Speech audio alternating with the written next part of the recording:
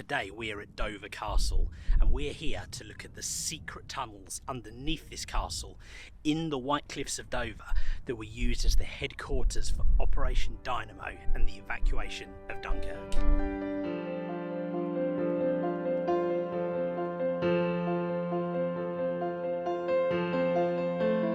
So in our last few videos we've been looking at the Dunkirk operation, Operation Dynamo, the miracle of Dunkirk, the successful evacuation of more than 338,000 men.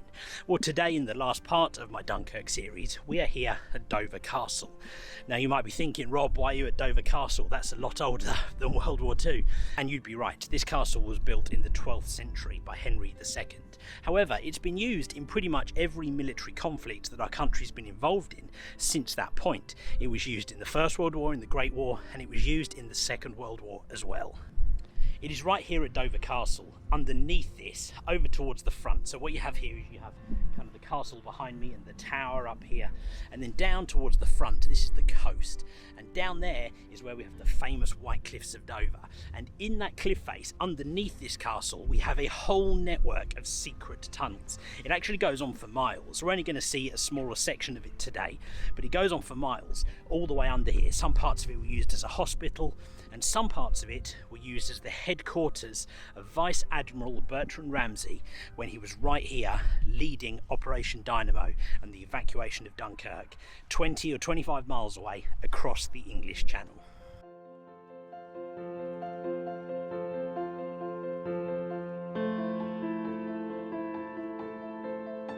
Now my plan today is to take us into the tunnels, have a look at the places, look at where he organised these operations from, and we're also going to talk a little bit about the man himself. They have a statue and a memorial to him down here by the cliff face. We're going to go check that out.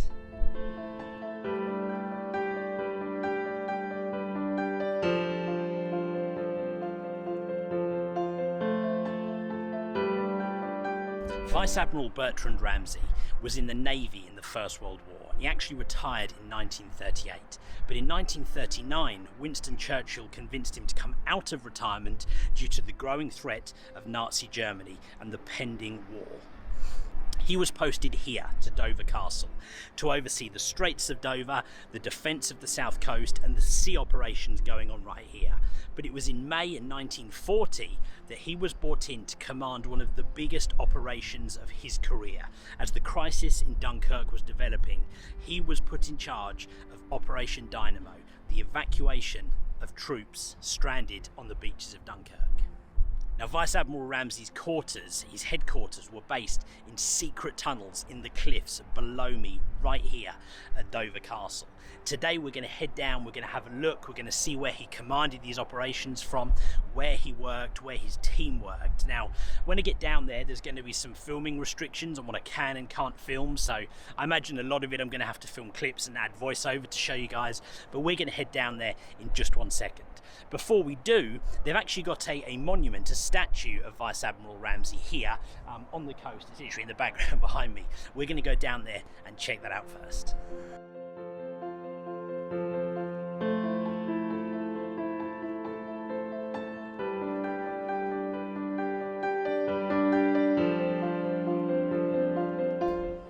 It's actually quite cool, this monument. It has some information, tells you a little bit about Dunkirk, but also about the man himself, Admiral Sir Bertrand Home Ramsay. Now, I should say he was an admiral by the end of the war.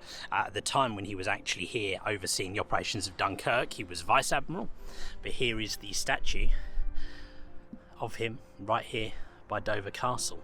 The entrance to the tunnels and where he worked is just over here, and the actual tunnels himself where his headquarters were based is literally underground below us right here. It runs underneath us here and here in the face of the cliffs, which is really cool.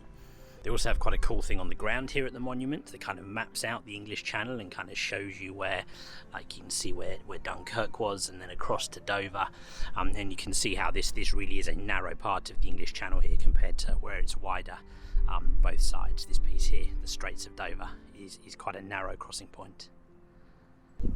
Okay, so let's move on from the monument and we're going to walk down this way to the entrance to the tunnels. As I said, it might be that I can't talk to the camera much in the tunnels, but I'll film stuff I can and stuff I'm allowed to, and I'll add some narration to it and stuff, and I'm sure I will see you guys on the other side.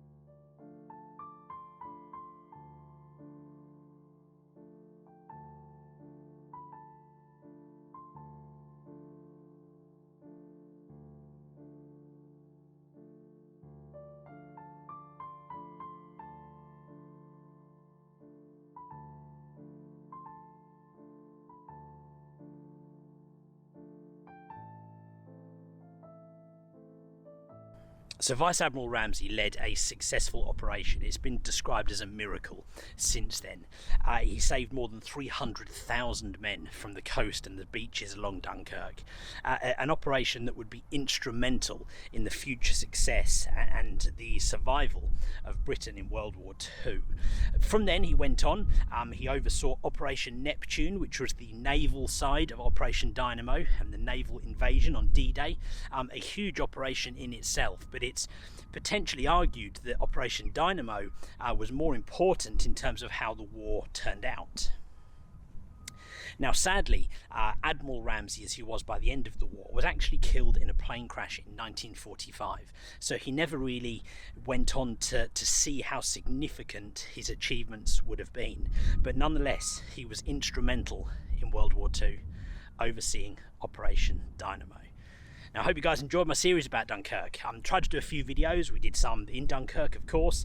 Now we're back over here in England, kind of rounding off the series. I really enjoyed it. I've got loads more to come on the channel, more World War II stuff. I've got some stuff from Bastogne coming up in the next sort of series from this point, and a load more World War I Great War content as well. So I hope you guys enjoyed it. If you did, do me a favour, hit the like button. Make sure you subscribe if you haven't already. Thanks for watching. See you on the next video.